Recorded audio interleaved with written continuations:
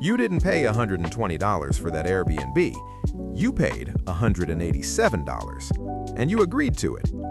That difference isn't random. It's engineered. Cleaning fee, service fee, taxes. One number pulls you in. The other number closes the trap. And once you see how this works, you'll start noticing it everywhere.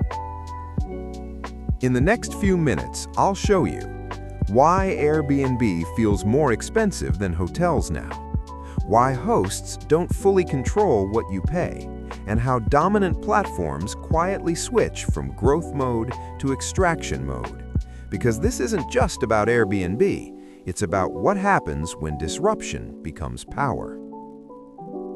When Airbnb launched, it didn't compete on brand, it competed on price. Cheaper than hotels, more space, local charm, no corporate feel. The mission wasn't profit, it was adoption. Growth companies reduce friction, they simplify pricing, they undercut incumbents, they make the value obvious. Back then, the equation was simple. Hotel equals expensive, Airbnb equals deal. But growth is temporary. Scale changes incentives. Once a platform dominates supply and demand, it doesn't need to win you over anymore. It needs to optimize you. This is the moment most people miss. When Airbnb became the default, the strategy changed from how do we grow to how do we increase margin without losing habit. That's a different game. Here's where the leverage appears. Airbnb doesn't raise the headline price, it layers it. Base price, $120. You click, you imagine the trip, you mentally commit. Then the stack appears. Cleaning fee, service fee, taxes. Total, $187. You've already decided. This is called drip pricing, and it works because your brain anchors to the first number it sees. If the listing said $187 from the start, would you click? Probably not.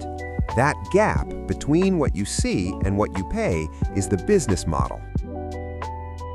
Hotels bundle everything: cleaning, front desk, amenities, consistency. You see one number. Airbnb separates them, which makes the first number feel lower, but the final number feel unpredictable. And once total prices converge, hotels regain psychological clarity. The disruptor starts looking like the incumbent, just with better branding. It's easy to blame hosts, but platform design shapes behavior. Hosts compete against thousands of listings. Algorithms reward lower visible prices, higher occupancy, better reviews. So hosts lower the base rate to win visibility, then recover income through fees. It's not manipulation, it's adaptation to platform incentives. When algorithms control discovery, strategy follows visibility. Marketplace platforms sit in the middle. Hosts need guests. Guests need listings. Airbnb controls discovery. And control over discovery means control over pricing layers. It can adjust service fee percentages, suggested pricing, fee visibility, search ranking. When a platform becomes the default, it stops competing on price. It optimizes extraction. And that shift is subtle, but once it happens, it rarely reverses. And Airbnb isn't unique. It's Uber surge pricing, it's DoorDash service fees, it's Amazon marketplace commissions. Every platform follows the same cycle: undercut, scale, normalize habit, layer monetization. Growth first, margin later.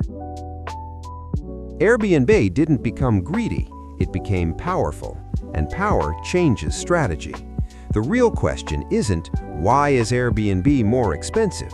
It's, at what point does a platform stop disrupting the system and start becoming it? Because once dominance replaces competition, the number you see is rarely the number you pay.